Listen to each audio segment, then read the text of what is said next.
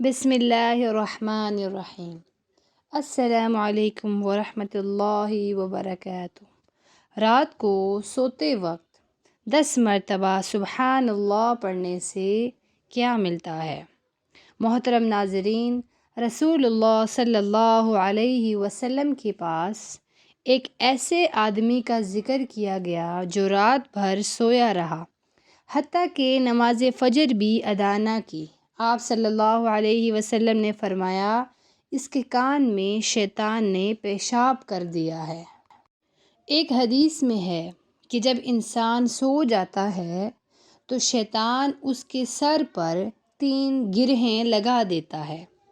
جب وہ بیٹھ کر اللہ کا ذکر کرتا ہے تو ایک گرہ کھل جاتی ہے، جب وہ وضو کرتا ہے تو دوسری گرہ بھی کھل جاتی ہے، اور اگر وہ 2 رکعت نفل پڑھ لے تو تیسری گرہ بھی کھل جاتی ہے، اور وہ صبح کے وقت چست ہوتا ہے ورنہ سست رہتا ہے۔ اللہ پاک نے زمین و آسمان میں بشمول جن و انس جو کچھ بھی پیدا کیا ہے، ہر چیز کو قوت سماعت اور قوت گویائی عطا فرمائی ہے۔ ہر چیز اپنی اپنی زبان میں اللہ کے ذکر میں مصروف ہے۔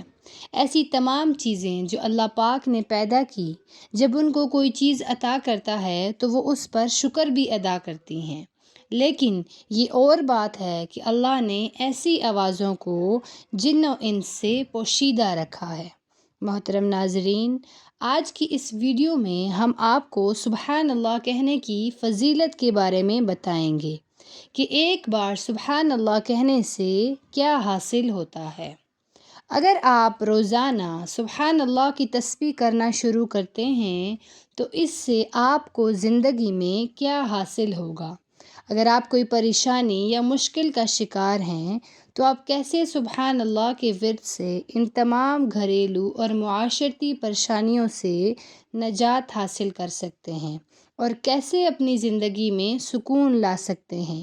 موضوع شروع کرنے سے پہلے ایک حدیث کا مفہوم ہے جس میں رسول اللہ صلی اللہ علیہ وسلم نے دلوں کے سکون کے بارے میں بات کی ہے۔ حدیث مبارکہ میں اس طرح سے آیا ہے کہ حضرت ابو ہریرہ رضی اللہ تعالی عنہ سے روایت ہے کہ رسول اللہ صلی اللہ علیہ وسلم نے ارشاد فرمایا، جہاں کہیں اللہ کے بندے اللہ کا ذکر کرتے ہیں تو لازمی طور پر فرشتے ان کے گرد ہر طرف سے جمع ہو جاتے ہیں اور ان کو گھیر لیتے ہیں، اور رحمت الہی ان کو ڈھانپ لیتی ہے اور ان پر سکینہ کی کیفیت نازل ہوتی ہے، اور اللہ تعالیٰ اپنے معتبر ملائکہ میں ان کا ذکر فرماتے ہیں۔ دل کا سکون کون نہیں چاہتا؟ ہر دور میں ہر انسان کی یہ حاجت رہی ہے کہ مجھے دل کا چین اور اطمینان مل جائے۔ اللہ جل شانہ قرآن پاک میں فرماتے ہیں، ترجمہ: آگاہ رہو اور اللہ کی یاد سے دلوں کو اطمینان نصیب ہوتا ہے۔ اطمینان قلب ایک بہت بڑی نعمت ہے، اسے دولت سے نہیں خریدا جا سکتا۔ مادیت پرستی کی دوڑ میں انسان سکون کے لیے بے قرار ہے۔ اس نعمت کو حاصل کرنے کا آسان طریقہ اللہ سے تعلق قائم کرنا اور اس کی یاد دل میں بسا لینا ہے۔ چنانچہ رسول اللہ صلی اللہ علیہ وسلم کو جب کبھی پریشانی آتی تو آپ نماز میں مشغول ہو جاتے۔ محترم ناظرین، ایک چھوٹا سا لفظ سبحان اللہ کو ہی ہم پڑھنے کا معمول بنا لیتے ہیں تو اس سے اللہ پاک کی رحمتیں اور برکتیں اتنی زیادہ انسان پر برستی ہیں کہ وہ اس کا اندازہ بھی نہیں لگا سکتا۔ ایک مشہور حدیث میں سبحان اللہ کی فضیلت کو اس طرح بیان کیا گیا ہے۔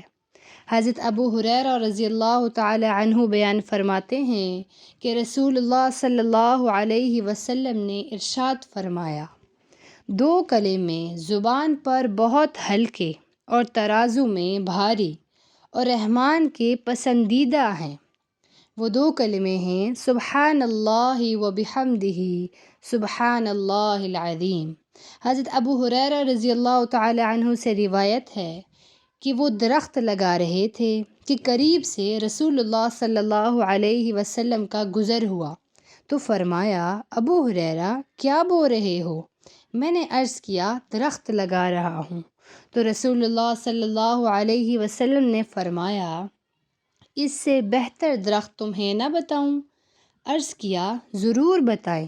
تو رسول اللہ صلی اللہ علیہ وسلم نے ارشاد فرمایا کہو سبحان اللہ والحمد للہ ولا الہ الا اللہ واللہ اکبر۔ ہر کلمے کے بدلے جنت میں تمہارے لیے ایک درخت لگے گا۔ حضرت ابو ذر رضی اللہ تعالیٰ عنہ سے روایت ہے کہ رسول اللہ صلی اللہ علیہ وسلم نے مجھ سے فرمایا کہ میں تمہیں وہ کلام نہ بتاؤں جو اللہ تعالیٰ کو سب سے زیادہ پسند ہے؟ میں نے عرض کیا یا رسول اللہ صلی اللہ علیہ وسلم ضرور بتا دیں۔ آپ صلی اللہ علیہ وسلم نے ارشاد فرمایا اللہ تعالیٰ کا سب سے زیادہ پسندیدہ کلام، سب سے زیادہ افضل کلام جو اللہ تعالیٰ نے اپنے فرشتوں یا بندوں کے لیے منتخب فرمایا وہ ہے سبحان اللہ و بحمدہ۔ حضرت عبداللہ بن عمر رضی اللہ عنہ سے روایت ہے کہ رسول اللہ صلی اللہ علیہ وسلم نے فرمایا جس نے سبحان اللہ و بحمدہ پڑھا اس کے لیے جنت میں ایک کھجور کا درخت لگا دیا جاتا ہے۔ حضرت ابو ہریرہ رضی اللہ عنہ سے روایت ہے کہ رسول اللہ صلی اللہ علیہ وسلم نے ارشاد فرمایا دو جملے زبان پر ہلکے ہیں لیکن قیامت کے دن میزان میں بہت بھاری اور اللہ کے پسندیدہ ہیں، سبحان اللہ و بحمدہ سبحان اللہ العظیم۔ حضرت عبداللہ بن مسعود رضی اللہ عنہ سے روایت ہے کہ آپ صلی اللہ علیہ وسلم نے ارشاد فرمایا کہ معراج کی رات حضرت ابراہیم علیہ السلام سے میری ملاقات ہوئی تو انہوں نے فرمایا محمد صلی اللہ علیہ وسلم اپنی امت کو میرا سلام کہنا اور انہیں بتانا کہ جنت بہت خوشگوار مٹی اور میٹھے پانی والی ہے اور اس کی زمین بہت زرخیز ہے اور اس میں بونے والا پودا ہے سبحان اللہ الحمد للہ لا الہ الا اللہ اللہ اکبر پڑھنا۔ طبرانی کی روایت میں آخر میں لا حول ولا قوۃ الا باللہ بھی موجود ہے۔ محترم ناظرین، اگر آپ ذکر کو ہر نماز کے وقت کرنا چاہیں تو اس کی فضیلت اور بھی بڑھ جاتی ہے۔ سیدنا ابو ہریرہ رضی اللہ عنہ سے مروی ہے کہ فقراء مہاجرین رسول اللہ صلی اللہ علیہ وسلم کی خدمت میں حاضر ہو کر کہنے لگے اے اللہ کے رسول صلی اللہ علیہ وسلم، مالدار لوگ اعلیٰ درجے اور ہمیشہ کی نعمتوں میں چلے گئے۔ آپ صلی اللہ علیہ وسلم نے فرمایا وہ کیسے؟ انہوں نے کہا وہ ہماری طرح نماز پڑھتے ہیں، ہماری طرح روزے رکھتے ہیں، وہ صدقات و خیرات دیتے ہیں اور ہم صدقات و خیرات نہیں دے سکتے، اور وہ غلام آزاد کرتے ہیں، ہم غلام آزاد نہیں کر سکتے۔ تو رسول اللہ صلی اللہ علیہ وسلم نے فرمایا کہ کیا میں تمہیں ایسی چیز نہ سکھاؤں کہ جس کے ذریعے تم اپنے سے سبقت لے جانے والوں کو پالو اور اپنے بعد آنے والوں سے آگے بڑھ جاؤ، اور تم سے زیادہ افضل کوئی نہ ہو سوائے اس کے جو تمہارے جیسے ہی عمل کرے۔ انہوں نے عرض کیا کیوں نہیں؟ تو اللہ کے رسول صلی اللہ علیہ وسلم نے فرمایا تم ہر نماز کے بعد 33 مرتبہ سبحان اللہ الحمد للہ اور 34 مرتبہ اللہ اکبر پڑھا کرو۔